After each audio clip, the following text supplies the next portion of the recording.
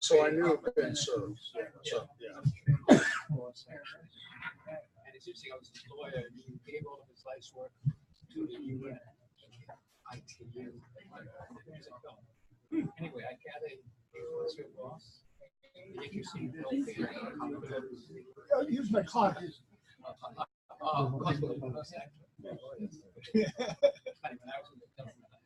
My client and my boss. Ooh. Lots of production grants. And UNICEF kind of like someone that you work for Bishop Holbrook. I did work for Holbrook. Your grant was Smooth, like you say.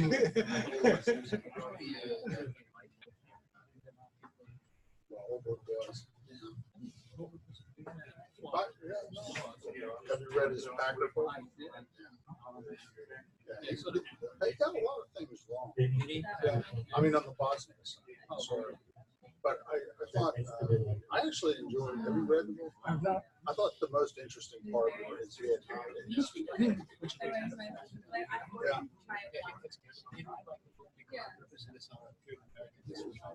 days. Losing wars? No. I think I believe it. Oh, okay. You believe it. Actually, using I was planning on giving not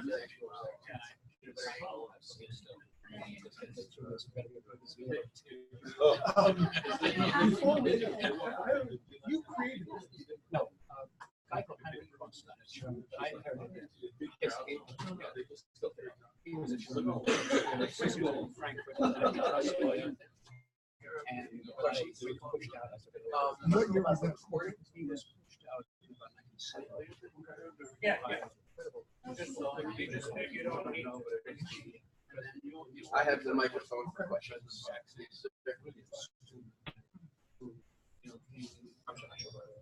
His son was I went to school in Buffalo. And how long is Pretty much Siberia. Well, we moved here. We were up in New Hampshire Avenue. No, my dad grew up in Buffalo. I didn't really no medics. So I also trust essentially I basically didn't know anything because the bed function. So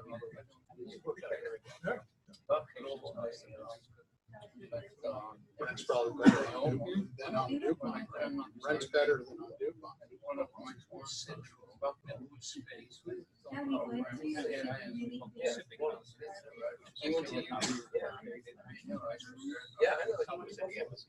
know.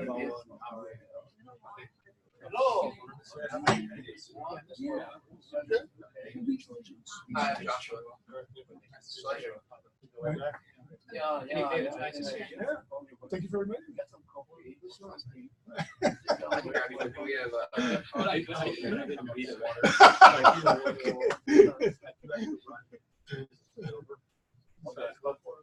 Yeah. Okay, we're ready. Ready? Absolutely. Hi. Are you ready? Ready. Fire away.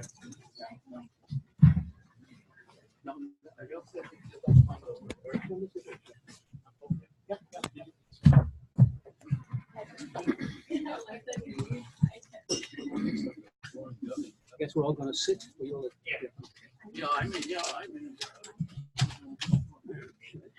Yes, the only thing I would just announce that mics, as they are set, they're fine, they're picking up. They're not going to go to a loudspeaker, but they're recording for the video. As long as you don't roll too far back when you speak, the microphone will pick up.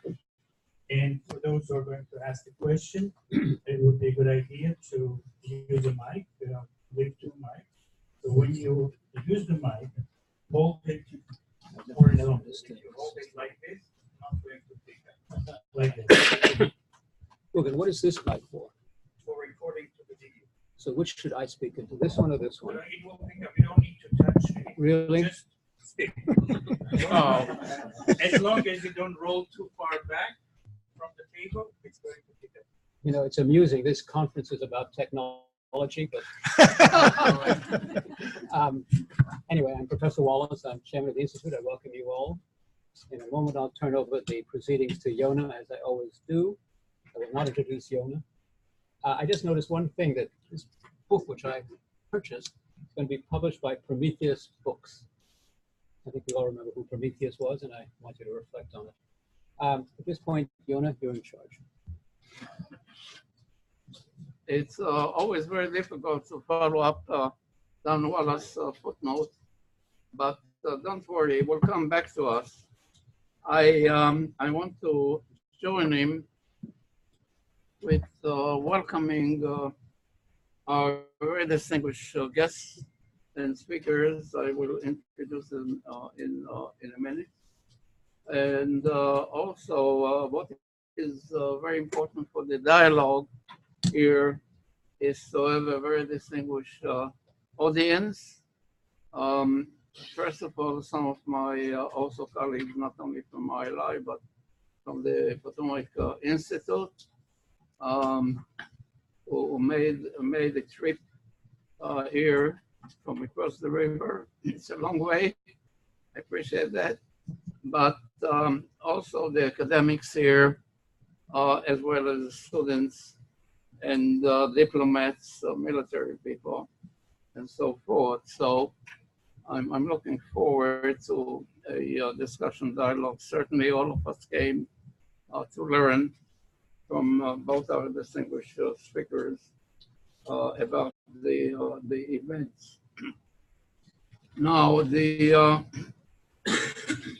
this particular event, if I may mention a academic context, is following up the series of seminars and events that we organized right here at the ILI. This year, for example, we had 3 events. I looked at my archives and I found 3 events focusing on very important books. One, The Mystery of Mother Russia, with our friend and colleague Marvin Kalb, who came here. He liked it so much that he came back for another event, book event, on the media is the enemy of the people. So we followed that. And then I found in my archive this year also about an event with Ambassador Zalman Shuval from Israel, who wrote about Washington and Jerusalem. I don't know if this order, but at any rate, he was the ambassador from Israel in Washington, and he spoke. And as I said, we are very fortunate to have here the guest speaker, Dr. Gerstein, who is going to lead and try to focus his attention particularly related to the book that is available.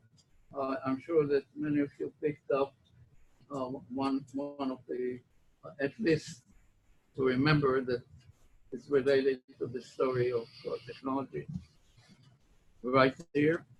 So again, I think we're following today with that route.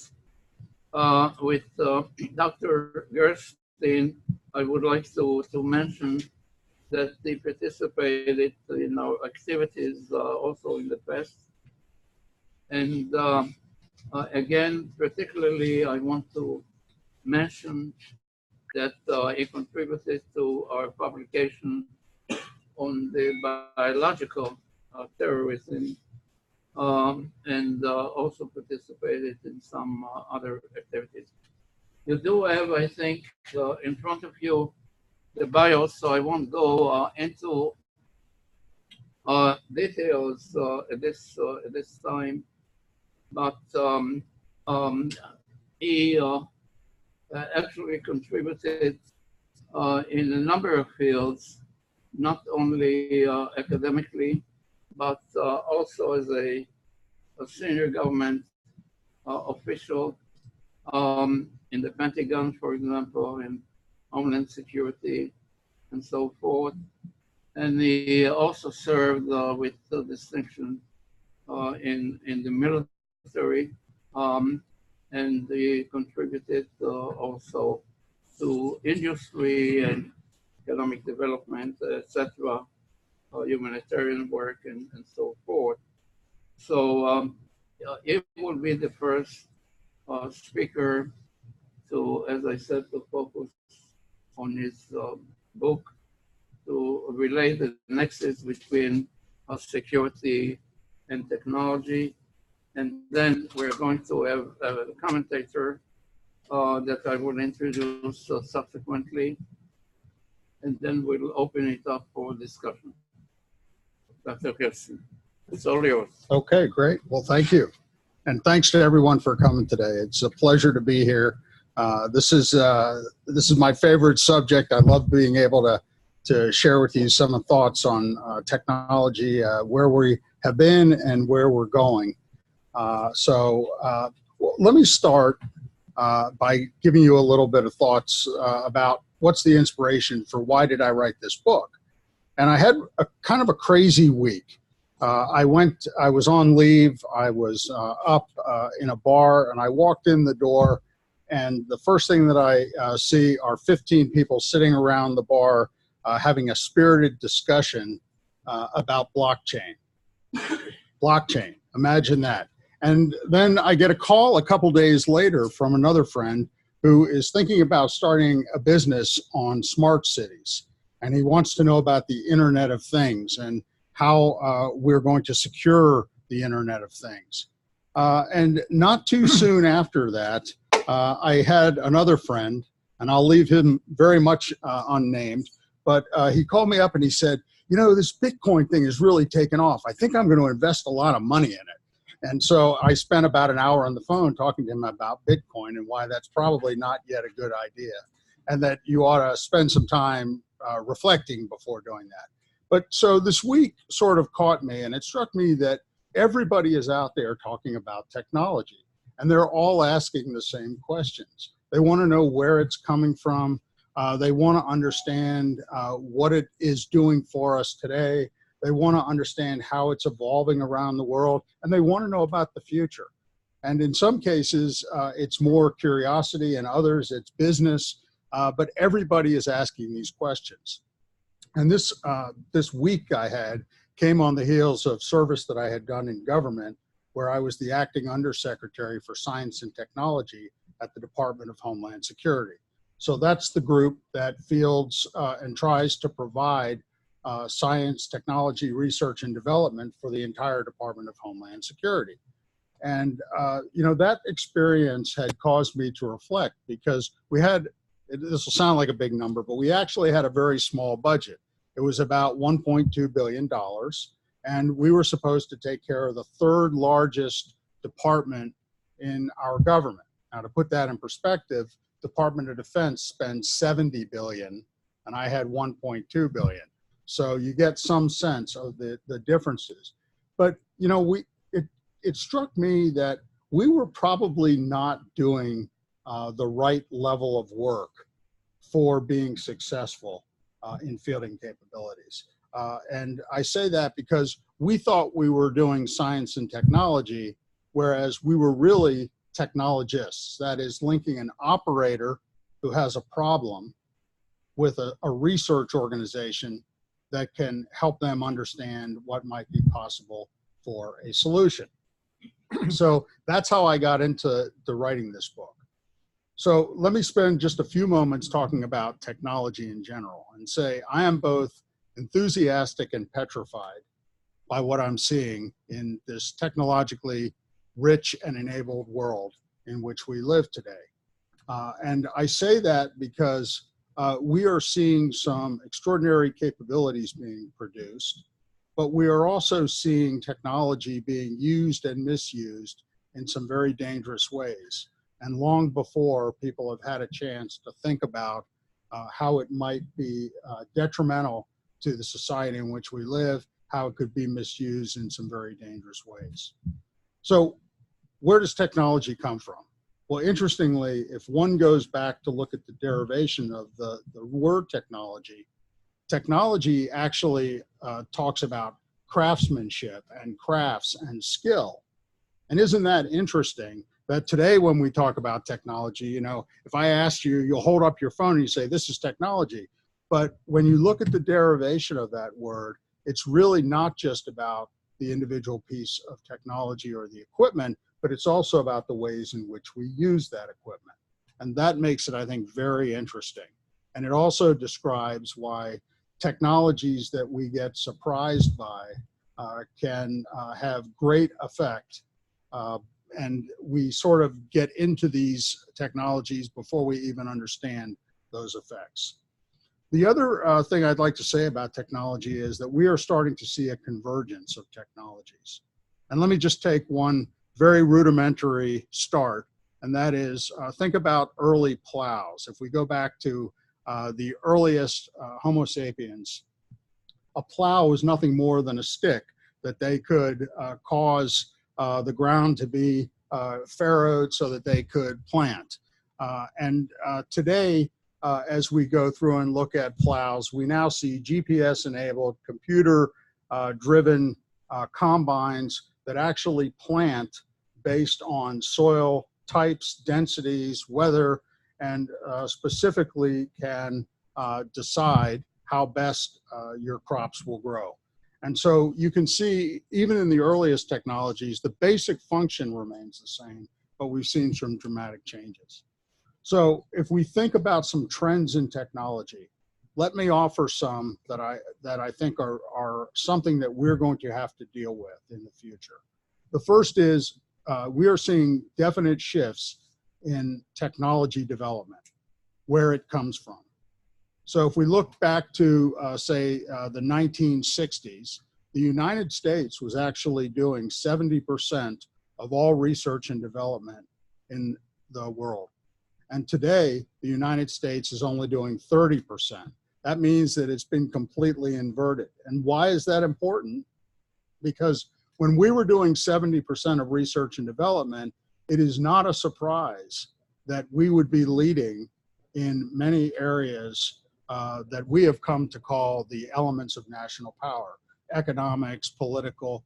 But as you start to see this technology become democratized, shared across the world, what that says is the US is going to have to think differently about technology, how it can be used, how it can be misused. We're also seeing some very interesting trends.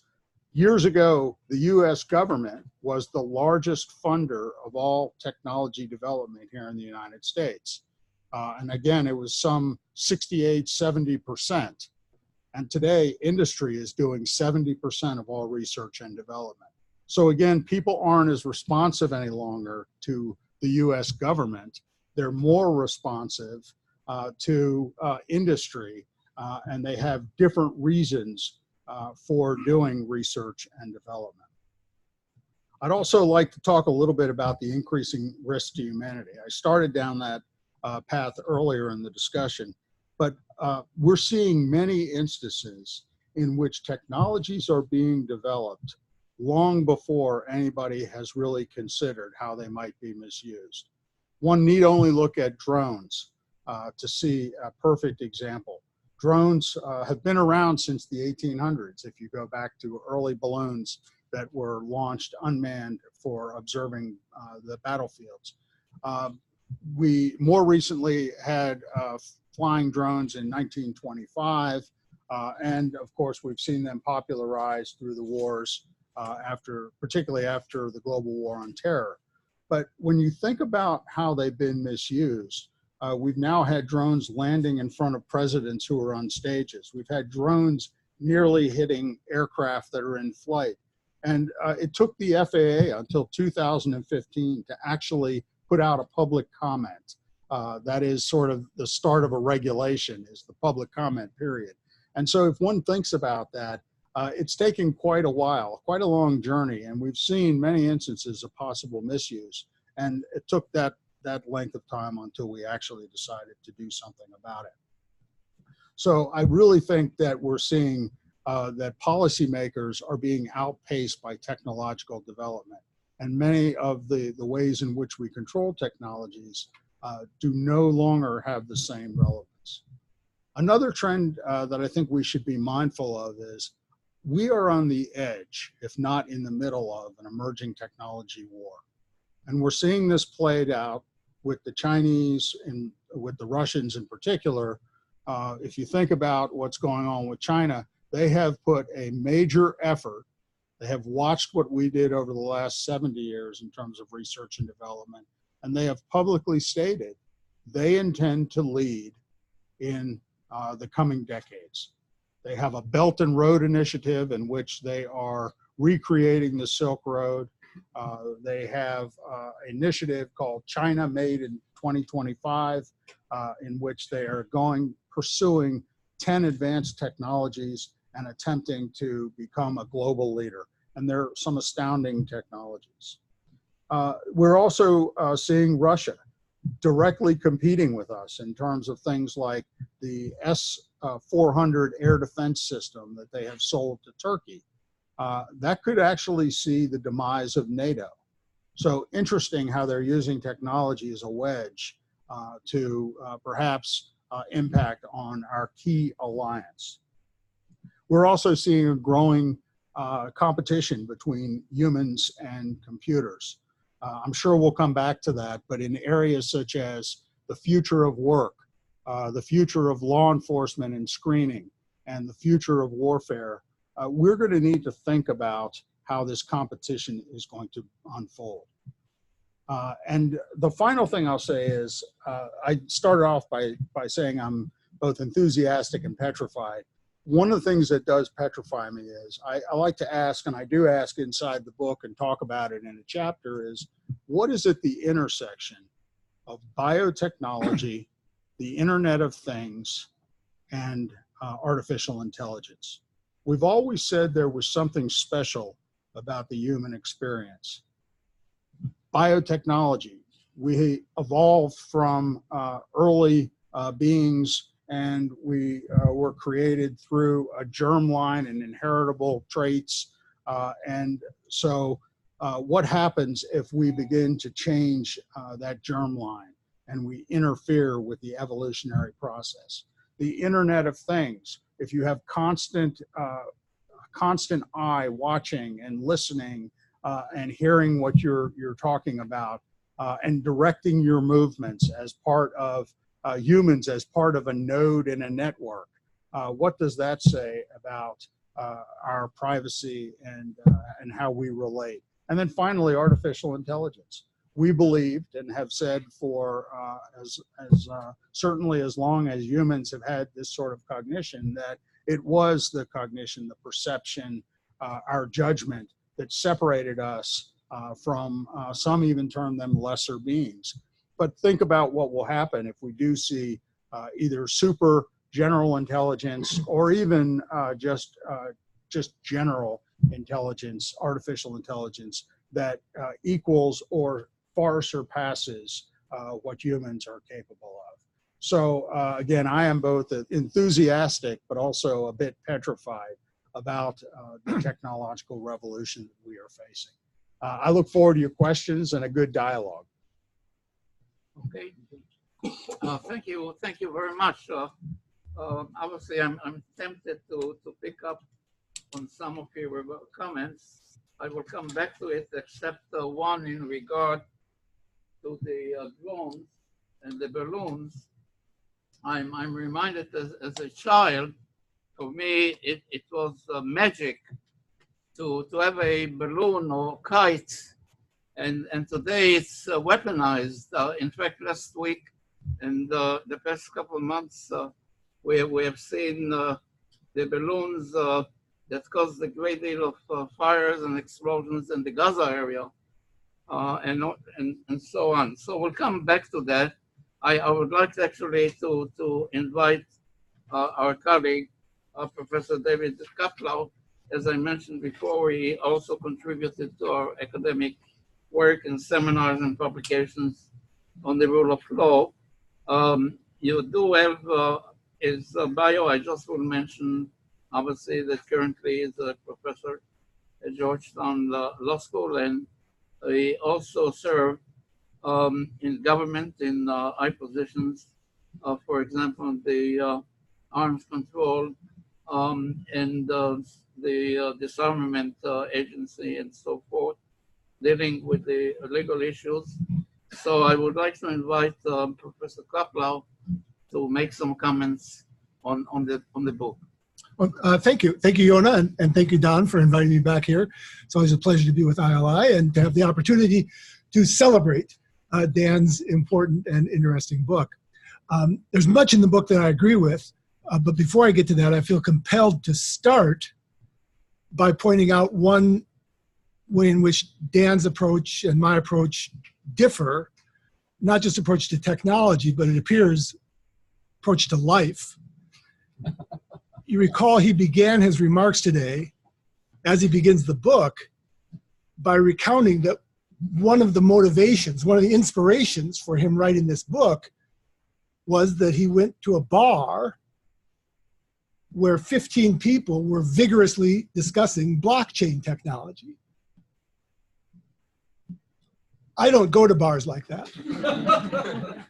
And if at some point I stumbled into a discussion of that sort in a bar like that, I would not go back.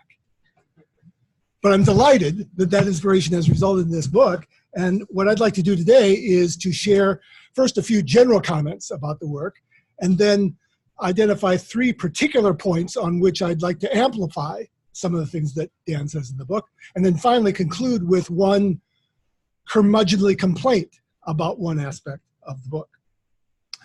First, if you haven't read the book yet, you're in for a real treat.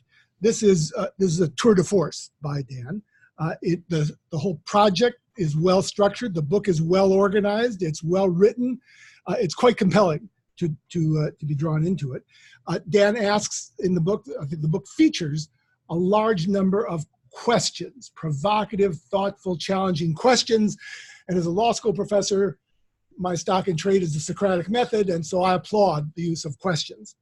It's also, the book is laden with a bunch of lists of things, and I'm a list maker too, and so I find that another enhancement for this volume. Quite an eclectic range of topics and illustrations, a number of interesting little miniature case studies, and I think that too is a delightful way of enlivening the book, and so I commend it for that as well. It's also worth noting, Yona mentioned some of this when he introduced Dan, that this book draws upon some of Dan's really quite unique experiences in dealing with technology as a uniformed service member, as a civilian employee of the Department of Defense and DHS, as working in a think tank. He refers to himself in the book as an accidental technologist, but I think he's just being modest in doing that, because this is the sort of work that not many people could have written. And therefore, I think this book should be of interest to a large range of audiences, policymakers, technology specialists, and the general public as well. And underlying all of it is a perspective that I'm delighted to see, and that is to acknowledge that in some sense it is artificial to talk about technology in general, because there are so many different kinds of technologies being used for so many different purposes. But Dan is able to identify, to draw out a number of important generalizations and to see the patterns in what might otherwise be a welter of conflicting and cross-cutting challenges and differences. And I think that's, again, a fine contribution. So I said there are 3 points that I particularly wanted to highlight where I agree with the orientation of the book, but think it might be useful to expand upon it briefly for purposes of this discussion. And the first is that Dan identifies technology as being dual capable, or I call it multi-capable, because not just that some of the same technology can be useful for both military and civilian, it's even more varied than that. For individual civilians, for commercial enterprises, the military applications can sometimes be offensive in nature, sometimes defensive in nature. Technology can be used by law enforcement as well as by human rights abusers. There's a huge array of possible applications of this. And the difficulty is that there is no way, I think, to have only the good uses without running the risk of the bad uses as well. Any effort to restrict the adverse applications will inhibit the positive applications as well. And the choice is you've got to have both. It's very difficult to pursue one without the other. And this has probably always been true. Indeed, when I worked with Dan at the Department of Defense, our office was concerned with the proliferation of nuclear and chemical and biological and other weapons. And that's the stock in trade there. The same stuff, the same equipment, the same facilities, the same know-how is usable in weapons and is usable for peaceful applications across the entire array of the civilian economy. And it's very difficult to pursue one without opening up the other as well. But as Dan points out, what's happening now is that those multiple applications are even broader, even more diverse, and happening even more rapidly. Today, artificial intelligence,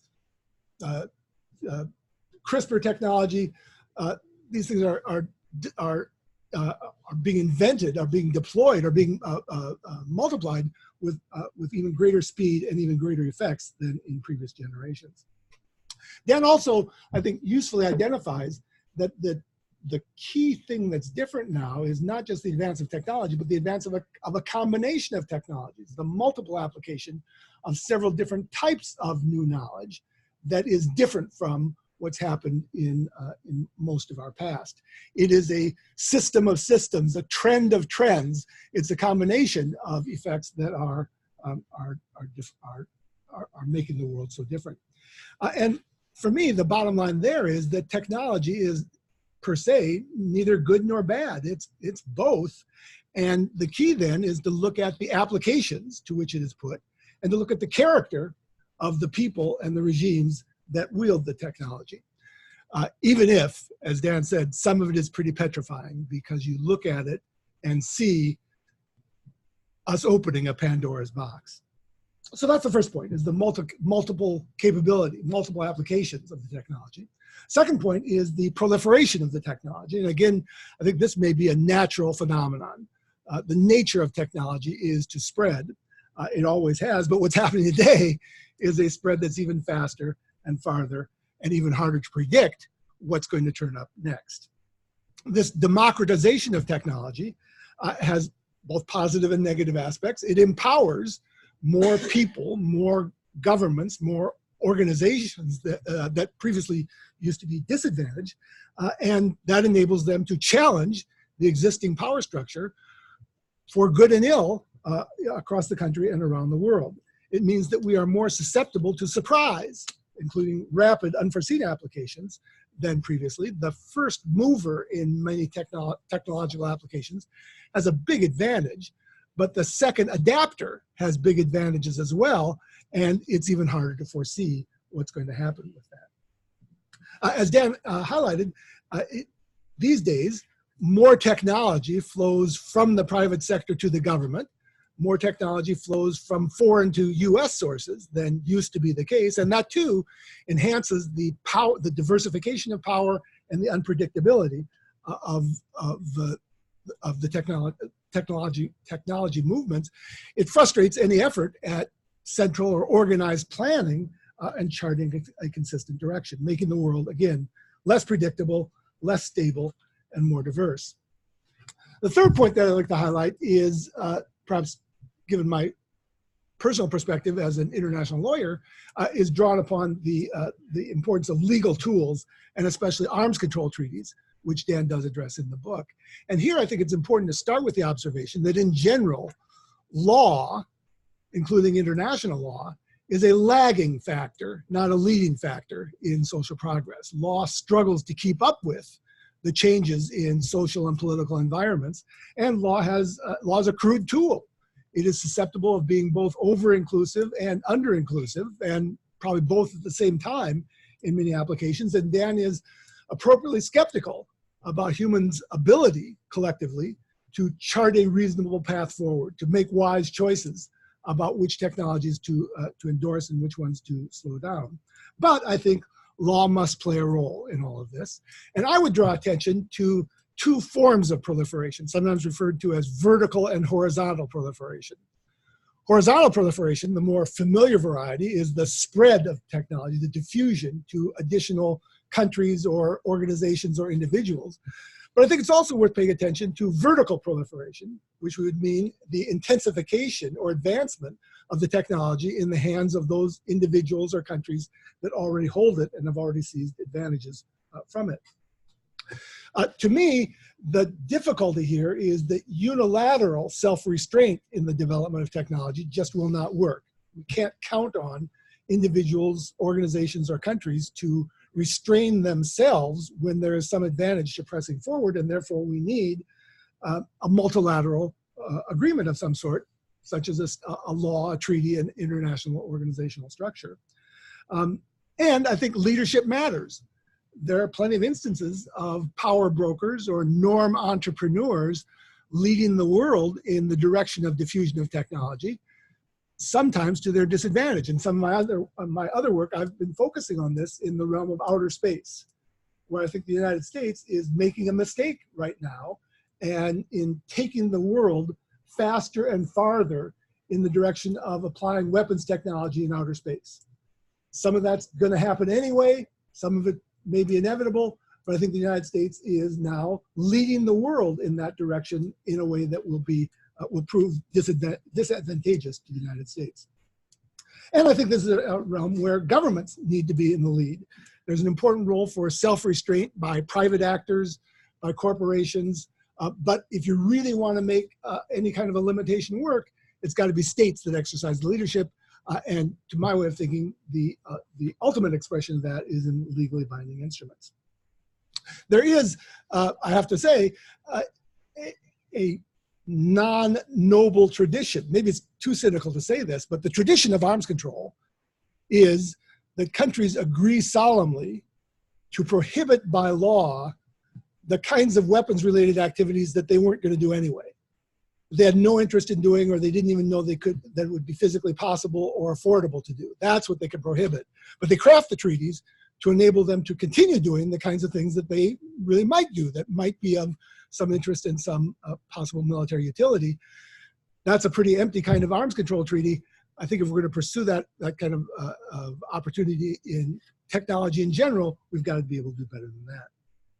So those are my three main points of agreement: the multi-purpose application of the technology, the proliferation of the technology, and the need for law to play a role in all this. I said I wanted to conclude by making one kind of complaint, and that is that in the book, Dan provides an admirable structure for evaluating future technology, for trying to determine what are the tests that we can use to determine, to guess whether a particular kind of technology will flourish in the future. But he does not take the next step of applying those criteria to particular close cases. Indeed, my complaint is that the book does not do what Dan repeatedly says in the book it's not going to do. That is, to pick winners and losers, to try to determine what technology we should bet on, what technology we should anticipate will be successful in the future. And that's what I want him to do. I want him to take the next step and to tell us whether ultimately artificial intelligence and lethal autonomous weapon systems are going to be a boon for the world or a bane. I want him to tell us whether CRISPR technology is something we should welcome or should try to put back in the box. Whether 3D printing will be something that we will celebrate or will ultimately turn out to regret. This would be the author really sticking out his neck and making some falsifiable predictions about the world. And Dan judiciously refrains from doing that. I wish he had. He does identify the 5 tests, his technology assessment methodology, and asks some great questions about this, but refrains from revealing the ultimate bottom line. I'll close by, if I may, comparing Dan's book here to the work of an exotic fan dancer who reveals enough to keep the audience interested, but who also conceals the kinds of things that we would most like to see And I wish he'd gone one step further. So can I pick up on this? Well, okay. Okay. We'll open it up. I am not going to fan dance. That would be a terrible sight and a misuse of the fan. So, you know, why didn't I try to lay out this list and say, here are the 10 technologies? You know, as I started getting into this, I felt there are already these lists of lists out there. One of the problems you have in picking technologies is also trying to pick time horizons, trying to pick uses. Will these technologies then be important on the battlefield? Will they be important in corporations and in industry? And so I did walk back from the brink a bit, but there is a chapter which highlights and foreshadows where I believe that we're seeing this convergence in such a way, this democratization, that if we're not careful is going to change humanity. And those are the 3 technologies that I highlighted. Biotechnology, number 1, it is seeing extraordinary changes on the horizon. We are on the cusp of being able to manipulate the human gene line well before we even understand what it means. So we can read and we can write our DNA. We have no understanding about what our DNA actually does. We know 1.5% of the functionality of the 3.3 billion base pairs in our human genome. But yet we are seeing people begin already to do manipulations. The Chinese doctor who decided to do a knockout on the genes that cause HIV. So, you know, he does the knockout and creates a discontinuity in the germline. That's very dangerous. How about the IoT? It is springing up. There is no security on the Internet of Things. We're putting devices out there. People are watching us. Alexa is listening to us. We are being told to do things by our electronic devices. Every time I get in the car, my car tells me where I'm going. It's a little frightening. Artificial intelligence. Look, whether we know it or not, we have been using artificial intelligence-like capabilities for a number of years. But it's now being worked into all manner of our lives. It is being put into systems before we even realize it. I was in Hawaii visiting my daughter, who's an active duty officer in the Army. And I get a call. I'm standing over top of a waterfall and my bank is calling me, which is never a good thing. And my bank says, did you just make 43-cent transactions in the last 10 minutes? And I said, no, I didn't. They said, destroy your card. We'll have a new one shipped to you. They are using, for good here, artificial intelligence algorithms to be able to make decisions and change outcomes. But on the other hand, what if we're using artificial intelligence and some of what we're learning about the human brain to then turn around and make decisions about questions on employability, on personality types? What does that say about our free will and about the way we felt about liberty and democracy? So I worry a little bit about those 3 in particular. So that brings up, why didn't I say quantum? Because I don't think quantum is necessarily going to be one of the 3 big technologies. It will be a technology which fits on absolutely everything, like GPS, our global positioning system fits on absolutely everything. And so for me, the 3 big technologies are those that I named, but I think there are a lot of supporting technologies that are going to come together in some extraordinarily interesting ways. That's why I took the easy way out. I want to ask you a question, if I Yes, may. please. By the way, if you want to be really petrified, not Gerstein, it's Yuval Harari. You read Homo Deus? No. I mean, this is an annoying person. It's an Israeli. I think he's a psychologist. Written 3 books: Homo Sapiens, this book, Homo Sapiens, Homo Deus, man, it's God, and another book called 21 Lessons, something like that. He really cranks them out. But he has taken your fear and reified it, not deified it too, by the way. Pulls it all together and says, basically, we're Well, it says we're doomed. My head is going to be replaced by a thumbtack or something like that. Now, I'm skeptical, by the way, of him, and I think I have the strength to be skeptical of you. I always say I'm an optimist because I have the power of denial. Think about religious faith. It shuts things out. And I guess what I'm suggesting is, what do you think about education of two kinds? One is scientific education. Most of us are totally ignorant of all these things we're talking about. And why we can't help but be, because as you for the reasons you gave, Right. It's exploding every which way. So one, we can't trust law. I mean, law is always going to lag. I'm a great believer in law. David's a great believer in law. It's always going to lag. Its purposes are finite. It tends to be these days domestic, not that international. Blah blah blah. So you have to talk about something different. I mean, first is we've got to know what the hell's going on. We've got to be educated. And the second is I think we have to kind of a moral education. We have to learn how to react. I don't take calls on my cell phone. I am not troubled by all these goddamn things. I was saying to, and I represented the inventor of the internet, Robert Kahn. He's also very clever. I think we have to learn how to be resistant, to be stoical, to be wise. It's a form of education. And I think, and the question is, how do we do it? Because law ain't going to do, I mean, law could do something. We just have to become wiser. I say there's all these programs we have here. Why don't we have different, Yona's specialty is terrorism. I think one of the answers to terrorism is not to be terrified. In fact, that is the answer. It's the only answer. So how do we get there? That is the question. So both actual, we've got to know much more what's going on, and we have to educate ourselves how to deal with it. And you see, you look quite calm to me for a man who's petrified. So I would suggest your next book will probably pick up on Koplow and Wallace, and you will produce a book that we'll all be profoundly proud of.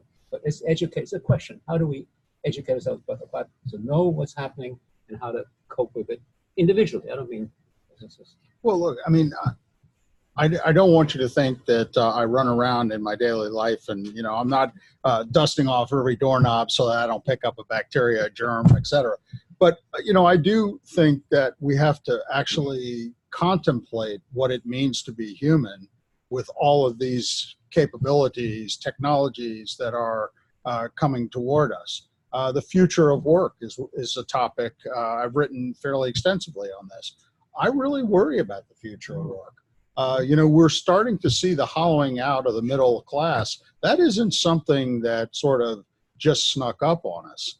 I mean, since 1961, when the first robot was on the GM manufacturing line, it's been a steady crush to pull humans out of certain areas and replace them with technology.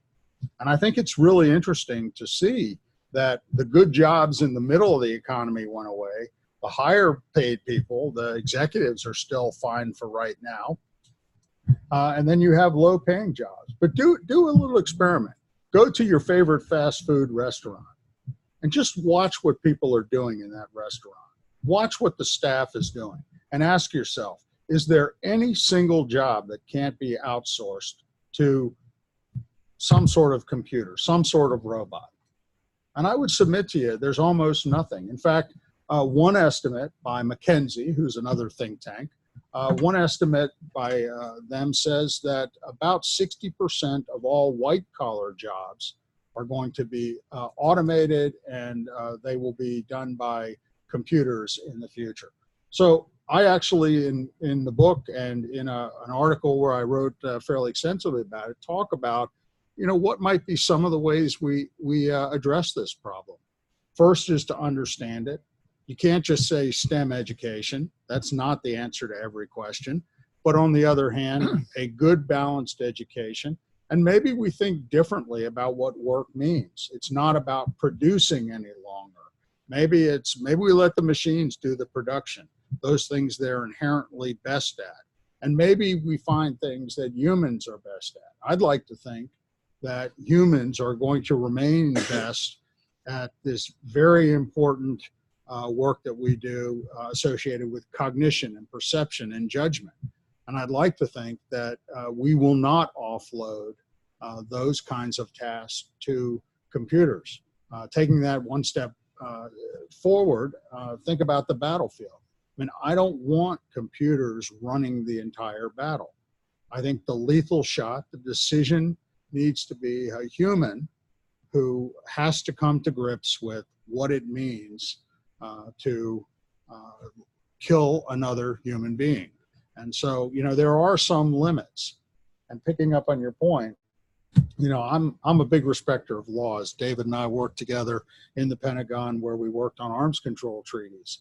That's essentially one of the areas my shop was involved in. And, you know, I also believe strongly in things like regulations by our National Institute of Science and Technology, by standards, again, by NIST, by thinking about norms. Why haven't we had a biological attack? Well, we signed a treaty against biological weapons in 1975, and it's prevented. It served as an unequivocal norm against the use of biological weapons. And so, you know, I do believe in the institutions, but I would like to have a sort of a call for trying to become more rapid, more attentive to these institutions to ensure they function in this very rapid pace. Okay, if I may, just to begin the discussion, I have two footnotes. I'd like to get your comments, then we'll open it up for the audience. You mentioned the humans, and from what we can see, the most dangerous weapon is the mind of the individual, as we know. And but again, I think your definition in the beginning made a lot of sense. What does it mean, technology? And you mentioned, for example, the tool. You mentioned, for example, the training, the craftsmanship, and so on. And there is no doubt that we have to look at that particular aspect. If we go all the way back to the time of antiquity and before that, I recall that Homer said that the blade itself incites for violence, which really means that we have to go back to stones, we have to go back to now matches to set fires and so on. So you do have the means. The question is, what's the intention and then the capability? And on that, I would like to ask you, are you making also distinction between, let's say, primitive technology and sophisticated technology? By that, I mean, if you talk about the primitive, you mentioned before the balloons and the kites as I discussed, but then again, the human can lead. For example, animals are also involved. For example, we have the pigeons and communication. And we do have the dogs, as we know, to detection and so on and so forth. So it is up to the humans to determine which route to take. In terms, again, his question about education, about training, which reminds me recently a trip to North Africa, and when I spoke to fishermen who are doing very well, and I asked them, how come you're doing so well? And he said, in the past, when people wanted to help me, they gave me a fish I was eating for the day. But when they were teaching me how to fish, I ate for the rest of my life. So in other words, you have the human element, you have the animal element, you have the primitive and the sophisticated. Any comments on that? Well, so one of the points I make, you know, you always leave something on the cutting room floor when you're doing a short presentation. So one of the things I didn't talk too much about, but I think I actually spend a good bit of time in the book talking about, is the fact that you know, that technology has been both a constant companion and at times an unwanted interloper. You know, it's something we measure the entirety of humanity in terms of technology. We talk about the Stone Age. We talk about the Bronze Age. We talk about the Industrial Revolution and the information. These are measures of humanity's progress. And isn't it interesting that we should use technology to talk about those? And so I think that throughout human existence, we have seen that humans are attempting to better themselves, better their fortunes. And I don't mean that in necessarily a monetary sense, but they're intending to feed societies and build societies and have security and all of those. And they're relying on the technologies of the day. And so it's nothing different today when we see that militaries are attempting to use the technologies we have. One need only look at the GPS, the global positioning systems that are embedded into all of our weapon systems now. One need only look at drones that are being used by adversaries. Terrorists are starting to put explosives onto drones and put cameras onto drones to be able to do observations of our forces. So, I think that you're going to see what humans have always done, which is that they're going to copy, but they're also going to make use of what technology and build systems and skills to be able to make it take advantage of that. If I could amplify that point, because it seems to me another point that Dan does make in the book is that it's not just human beings inventing technology. Technology changes human beings. That our brains are different today from the way the brains were before fire, before the wheel, before the printing press, before television. There's a famous saying in architecture that first we shape our environment and then our environment shapes us. And I think the same is true of technology in general. With today, I was going to say people, but not people in this room. We're probably too old. But people younger than us are already cyborgs. They are so dependent upon their cell phones that the cell phone has been integrated so much into who they are and how they think and how they deal with each other. The fact that the cell phone can be physically put down because it's not yet integrated under your skin, that's a minor point. Today, people are already cyborgs, and we're going to be more that way in the future. You didn't mention medical technology, which of course has also profoundly changed all of you, young and old. We all live a lot longer. We live more healthfully. Right. We're the beneficiaries of it, and you did mention the genome and all that, but that's also well, this is going to be fascinating. I mean, one of the biggest revolutions that we're going to encounter, and it's sneaking up on us. We've seen the leading edges of it with respect to the Chinese experiment knocking out the DNA. I didn't mention the UK had done a mitochondrial DNA replacement. You had a woman whose mitochondrial DNA was problematic. It wouldn't have allowed for her offspring directly. So they did a transplant in which they used her DNA and they used his DNA, but they replaced the mitochondrial. Now, are there problems with that? We don't know. When you do that in animals, you actually create animals that have less energy, that don't live as long, that aren't as healthy. So, these are areas where we're going to need to actually better understand the manipulations we're making.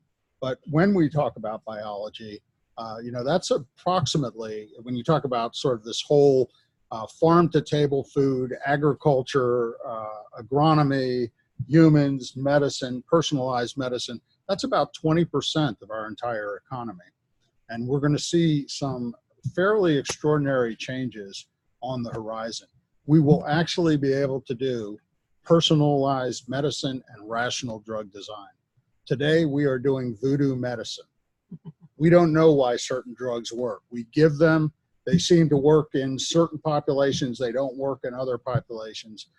But once we are able to correlate the entire human genome and understand what those 3.3 billion base pairs of the genome do, we will be able to really capitalize and make decisions about what are the best treatments for us as individuals, not just as society and populations in general. So that's one area. And the other I'd have to say is, and we're starting to see some of this, we're going to have to think about how we're going to feed 9 billion people, perhaps 10 billion people. protein insufficiency is going to be a problem. And one of the ways out of this is to be able to deal with it through the use of technology. And again, you are starting to see the front end of this with things like Burger King and the meatless burger, using nothing but proteins to be able to synthesize. I'd say keep watching, because it's going to be a major event. Let me ask you another question, an annoying one. I didn't mean to. Do you think it would be useful, I don't know how to put this in the most precise way. Would it be useful for you or someone like you to have a long discussion with the Pope? Let me tell you what I'm getting at, because after all, it is one of the functions of religion. One of the functions of religion is somehow to complement the insufficiency of the rational human. And clearly, that's what we're talking about here. The rational human who's created science, etc., clearly is out of her depth. Their depth. And those would say there now, not his or hers, which by the way suggests another dimension of all this, which is the moral element. And I think I'm serious about this. Is what I meant about when I said education, I really meant more schooling ourselves, both about what the hell is happening, which of course is profoundly difficult, and then what the hell to do about it. And it seems to me this is really crucial. I've often said that half of us at law school should be high school teachers and not law professors, or lawyers for that matter. So, one of the things about this book is it's less about technologies and how they work. I don't really talk a lot about recursive neural networks in artificial intelligence. I'm more interested in the societal impacts. And so when I think about societal impacts, I care deeply about norms, for example. And norms are what we use in arms control. You try to establish norms so that you stop people from engaging in dangerous behaviors. Regulations and policies and institutional bio committees, if you're talking about biological issues and biotechnology. So, I do think that those are very important. I'm not sure how talking to the Pope would be, but I do believe that it could be very interesting to have serious discussions about what it means to be human. We're already seeing the UN, for example, talking, he's pretty forward-leaning right now. The UN Secretary General has been talking about artificial intelligence and trying to draw some lines around the battlefield. But let me just tell you anecdotally, this is part of what frightens me. I was giving a similar talk in Australia to the Australian Strategic Policy Institute. It was several months ago. And unbeknownst to me, there was a Army colonel in the room. He was an infantry colonel. And so the infantry colonel, I was talking about artificial intelligence and the lethal shot, and I was musing about, are there some limits? And the colonel said, he was very earnest about this. He said, look, if I could save one soldier with artificial intelligence, I would do it. And I just wonder, what does that say about the future of warfare? What does it say about humanity? If one goes back to the earliest military theorists, Sun Tzu, Thucydides, de Saxe, Jomini, and Clausewitz, they all talk about the human element in warfare.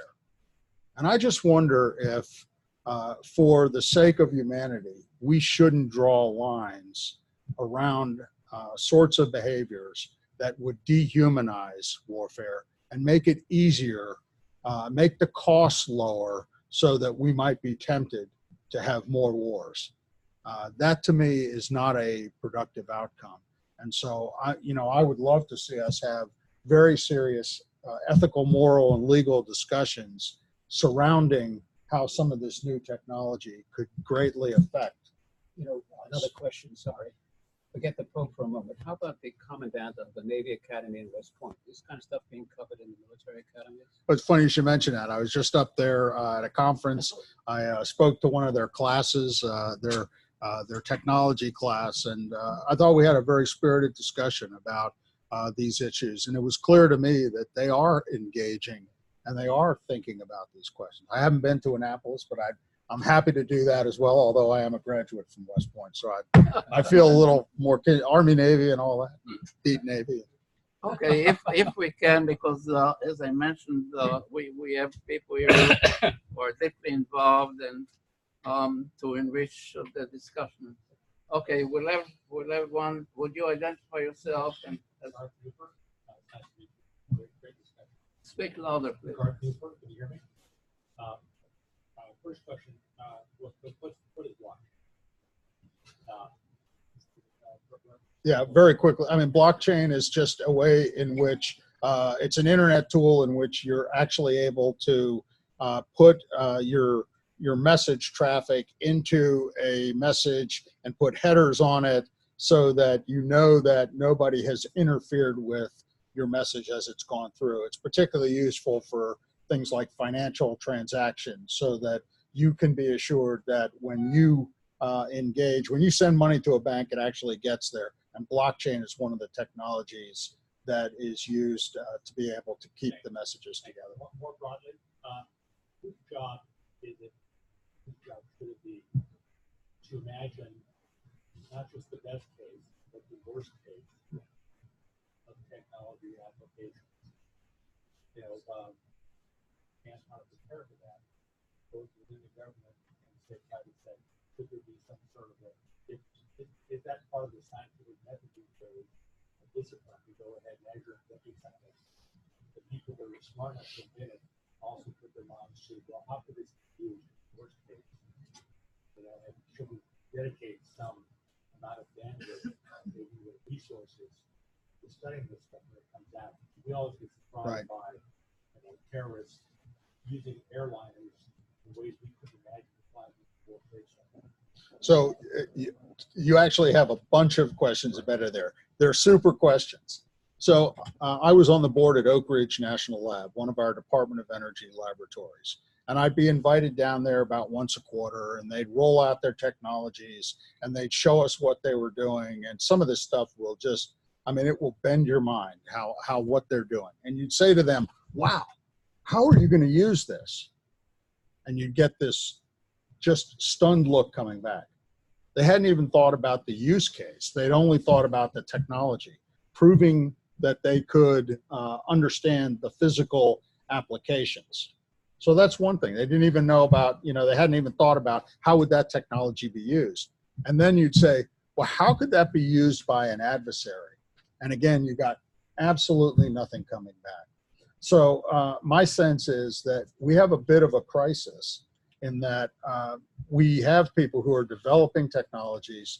They're doing what many of them say is cool science, but they don't actually understand what that's leading to. And that's part of the reason it's not clear to me that we're doing enough talking, enough teaching about ethics, about norms, when we have people who are doing this work. I'm at Rand Corporation right now, and I just led a study on biotechnology looking at what a bioterrorist could do. And I had two people working for me. They were very smart ladies. They were very skilled in biotechnology. We got to the point we were talking about use cases, and we were talking also about, are there any international norms? And I made the comment, I said, well, of course, you guys are familiar with the Australia group and the Vossnauer arrangement. And there was a lot of looking back and forth. They had never heard of this. Well, those were our two premier forum for talking about control of biotechnology and fermenters and lyophilizers and all the different capabilities that would be very useful in developing bioterror weapons. So what it tells me is that our schools, and they were pretty new out of school, our schools, or probably our medical schools and such, might not be talking as much as they should. But picking up on your first point, and that is who's doing it in our government, I've kind of looked around and I share your concern. There's a group called OSTP, the Office of Science and Technology Policy. We have the National Science Foundation, but it's not clear that anybody's asking the question that you posed directly, and that is, who should be thinking about how this works? I'm actually looking at a piece right now where I'm thinking, that we need to have something beyond the intelligence community who reports factually what they find. OSTP, which is a staff organization, we need somebody within our government who brings together academia, industry, international communities and has this serious discussion and tries to look what I like to call 2 terrain features out into the future. What does it really look like in a world which is laden with artificial intelligence, and in which, if Elon Musk is to be believed, we're going to have silicon embedded in our brains, a comms device, and linking us to the cloud to be able to have storage into the cloud. So what does that world look like, and what does it mean for humanity? And so I'm actually interested in some, perhaps it's a new cabinet level department. So, but we need, and it doesn't have to be very large, but we need people thinking more about what this all means to us. Did you know Bim Daddario? No. There's a amazing man years ago called Emilio Daddario. Excuse me. He was a congressman from Connecticut, ran for governor or senator unsuccessfully, became the first non-scientist, I think, president of the American Association for the Advancement of Science. He got me involved in this. One, you had something called the Office of Technology Assessment, which he created. OTA.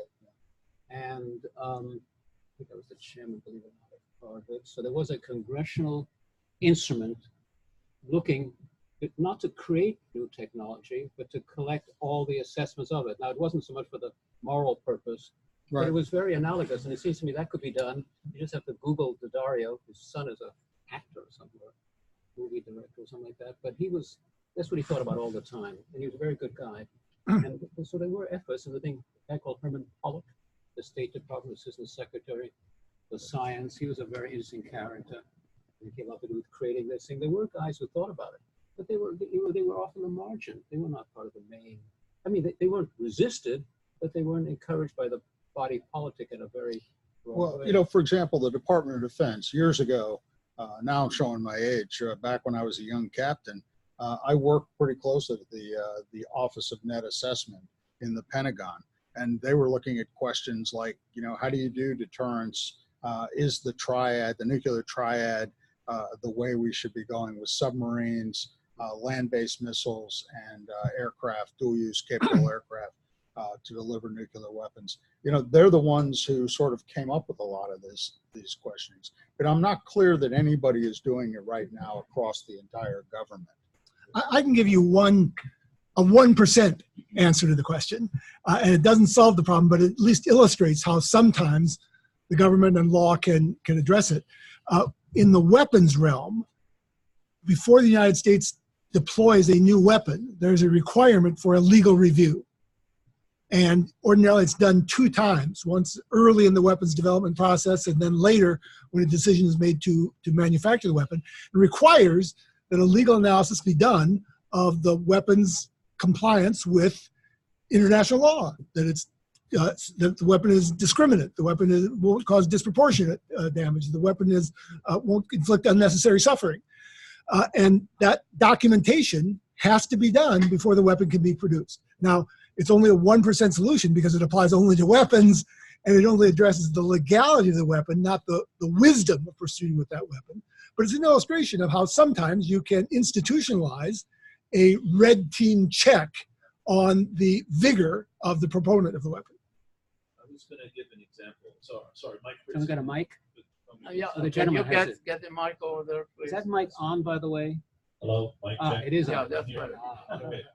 Mike Fritzy from against this. So I was going to give an example with the previous speaker. Again, this is maybe a 1% example. People thinking about unintended consequences, right? Technology. You're right, it doesn't happen very much.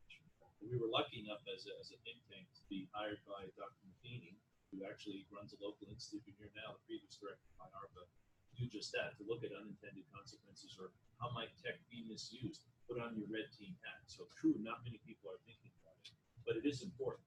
And I'll give an obvious example, right, that everyone will recognize. I don't think, despite our experience with the internet, right, it's created for good, but then misused in many ways, we still were totally surprised by weaponization of social media, right? Fascinating, right? That actually surprised us. Well, we were also surprised that the internet was ever going to be used as anything other than an information sharing tool. If you read the early accounts of the internet, the creation, security, why would you ever design security into something? It's designed for information sharing, right? You know, I'm glad I mentioned the Pope because although you may not be Roman Catholics, one of the basic assumptions, as Fernando will tell you, is, I mean, it's kind of a fancy word, original sin, i.e. human beings are flawed. And I grew up in New York, where we suspect the worst of everybody, and we've seen examples of it. I'm not joking, by the way. I think what's totally wrong is moral formation. For example, there's been an article recently, Intelligent, about people are trained to trust. Because otherwise society can't function. But if you don't have a few distrustful people, you're doomed, because you got Bernie Madoff, etc. So I'm dead serious about it. I put it in the form of talking to the Pope. We'll talk to the chief rabbi in Basra. I don't care. The point is, moral formation has got to. I was in a conference recently over at the business school at Georgetown, totally neglected. On the one hand, you got science and technology and social blah, blah, blah, behavior, urban this and that. No one talked about how about the formation, about bribery. The only answer about bribery was technical legal answers. But how about people, how about addressing the root cause that people, of course, are going to bribe? There's a lot of money and temptation around. So I'm dead serious about this. And I think if I were the commandant of both the Army or the Navy, my father was a soldier, not a sailor, I would definitely put this high. And it's slowly happening in business schools, very slowly. But of course, it's kind of functional, expedient, pragmatic. You know, you got to be ethical to make money. You got to be green to hold your customers. But this kind of stuff is crucial. We don't do much of that. Well, we must. We could, That's what Potomac ought to be doing. It's first, second, third, and fourth priority. Then you can get to the other stuff. Okay. I think very good comments, but the short answer, if I may, yes, I know. I'm going to turn to the short answer to why there isn't one agency to look at, the Office of Technology Assessment. The reason for that is political. The Congress decided to disband the Office of Technology Assessment. Let's figure out the political. Go see Pelosi. Go do something. Well, the Potomac was involved in these issues anyway. Okay, Milton, identify yourself. 1 second. 1 second. Failed many times. Get the mic, please.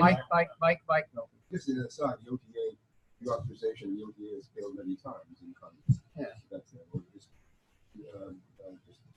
just a few points.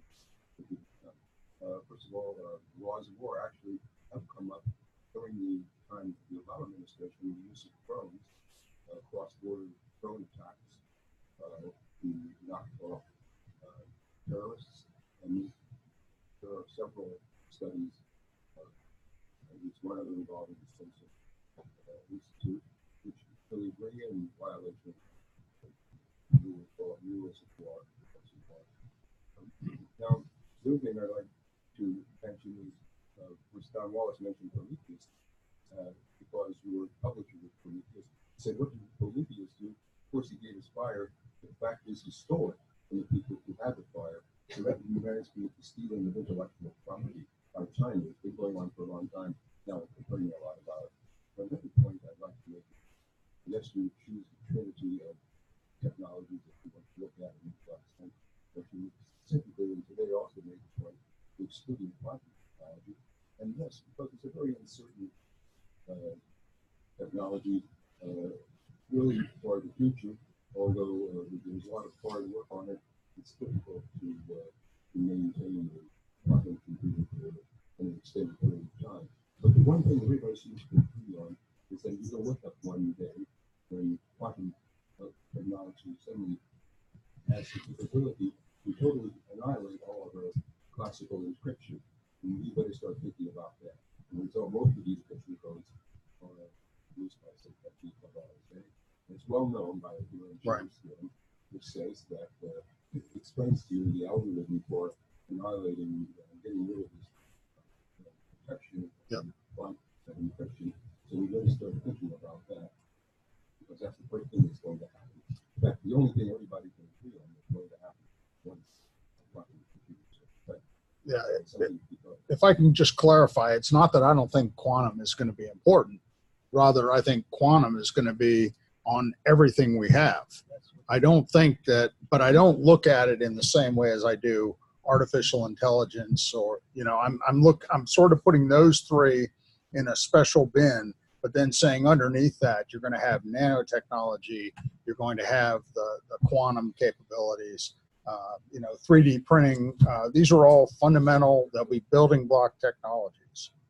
Well, I mean, quantum is something very much for the future, but finally, I'd like to bring you, I'm sure you're aware of the fact that the National Academy of Science and quantum inaugurated a new study facing the challenge of U.S. maintaining its global leadership in science and technology. And they're going to add to this one, Blinder, and they held their first meeting.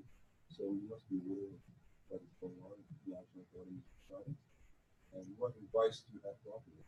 Well, I mean, look, they're a very distinguished body, but I also think we have to understand what's going on in the politics. I mean, the Trump, this is not picking on any one administration, but the Trump administration has tried to offload basic and early applied research to industry.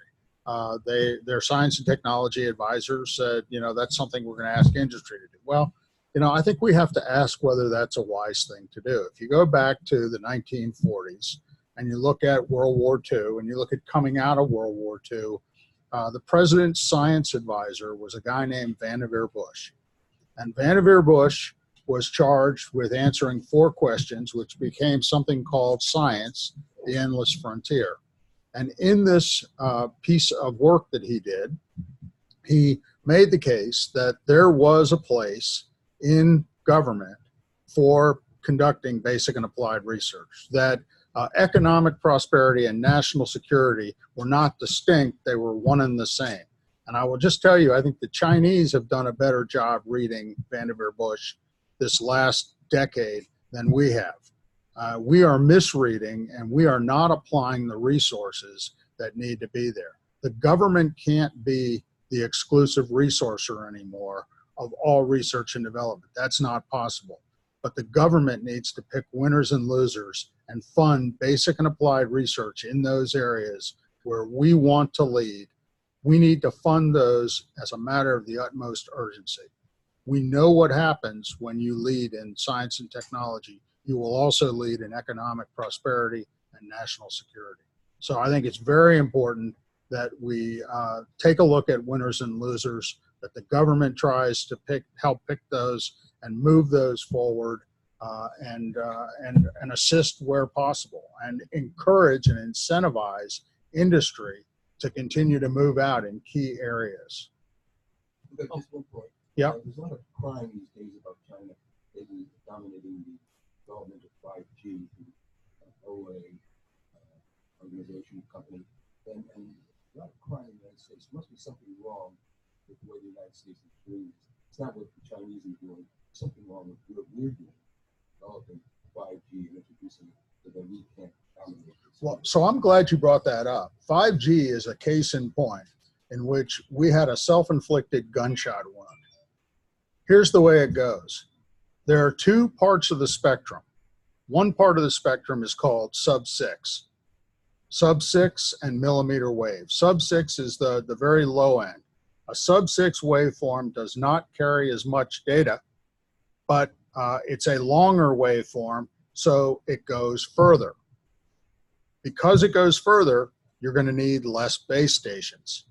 Millimeter wave is a much better waveform for carrying data, for accuracy of that data, but it has the disadvantage because it's a shorter waveform of not going as far. So we in the United States made it an interesting decision. We said that we were going to not do the sub-6 because the military and law enforcement own sub-6 in our country, and we were going to invest in the millimeter wave technology. Well, if you look around the world, people can't afford to pay for 2 sets of base stations when, if you go with the lower waveform, which the Chinese are piloting, then you only need 1 for every 2.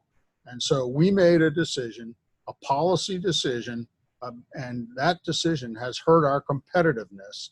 And it brings up a really interesting point, that when you are doing technology development, you can't just think about how good the technology is, but you also need to think about the policies that undergird that. and how it will be fielded and what it will look like and who else will be attracted to it. And the disruptive impact, mitigating the disruption. Right. I think if we had it all over to do, I think we would probably have offloaded parts of our spectrum earlier. Here recently, we have offloaded some of the military spectrum so that we'll be able to use some of the military law enforcement in this country. And several of our allies, including the UK, are taking a wait and see attitude. We may start to see a 5G with 2 different waveforms embedded. But make no mistake, whoever wins the 5G has enormous economic capacity because the handsets are there. That's an enormous market. And the other piece is we do know that the Chinese have put in back doors. And so there's a security issue. And so we need to think about how we're going to operate where we don't have security. Okay, we have a few more minutes. Anyone you wanted to ask a question? Get the mic, please, right there. To the lady, So, yeah. see that it works, by the way. Are we good? Speak louder, please. Felicia Ellenberg from the Potomac Institute. So I just wanted to make a quick comment about CRISPR before going into my conversation. You definitely made a great point about how we really don't understand so much of the genome and so many genes are interconnected and affect other genes. And so not only do we not fully understand the genome or even close to fully understanding it, CRISPR isn't fully accurate or even not accurate yet. We're making more and more accurate versions of it.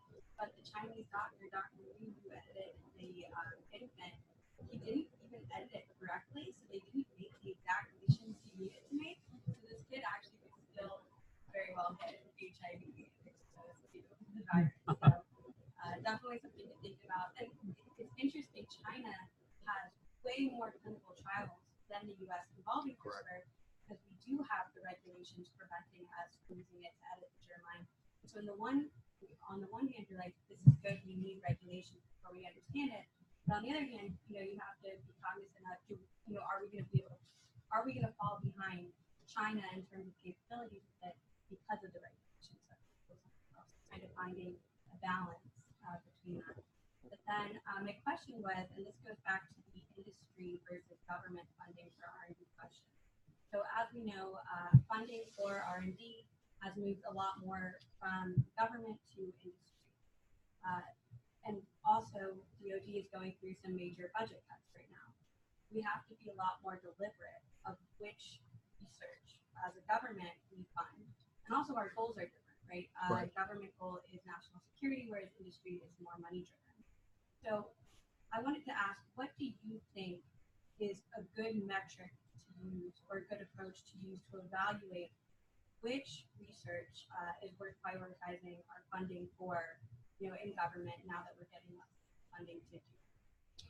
So you make a number of very good points. First is that you have to look at the funding based on what you're trying to accomplish. If you want something that's going to be part of industry, then that's a different sort of funding. We know academia is very good with basic and applied research.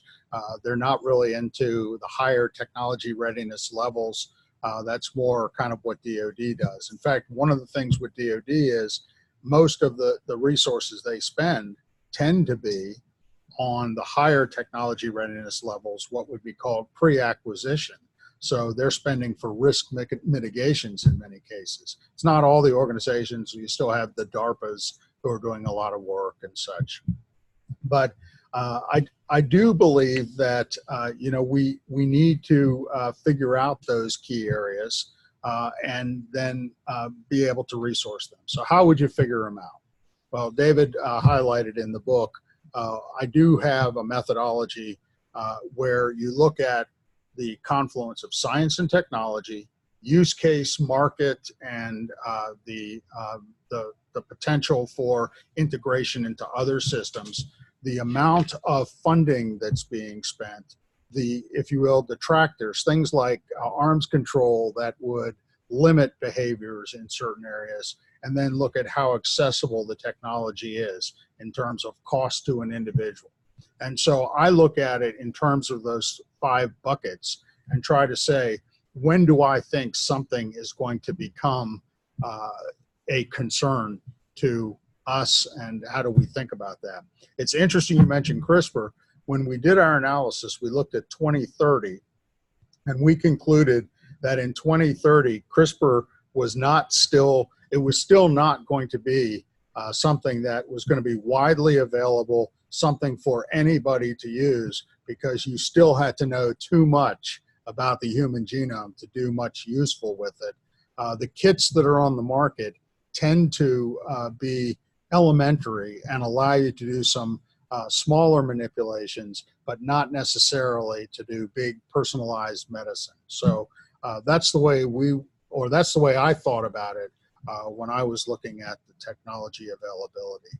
But trying to look at multiple indicators to understand when the technologies where they were in their maturity level, how they were likely to be used, and then how we needed to incentivize through funding, what could be the negative draws on it, and then how cheap will it be when it actually comes out. Thank you very much. I'm sorry our time is basically up, and I obviously I don't have the audacity to summarize this very interesting discussion. Obviously, my recommendation would be to pick up a book. I'm sure that Dr. Gerstein would sign it.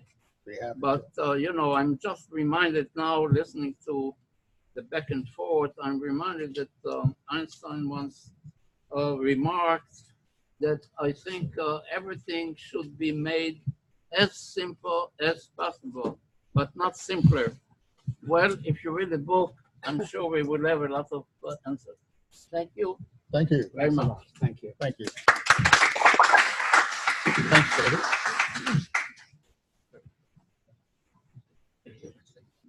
It's appropriate that you brought up Einstein because he's the father of one of his big mistakes. Denying entanglement. And Einstein goes to Rosie in 1936. We say I want to tell you, we really have to talk because what happened. I told you his colleague at the embassy, and he didn't entitle to a mistake. He couldn't make it. I don't know what that Chinese and listen to music.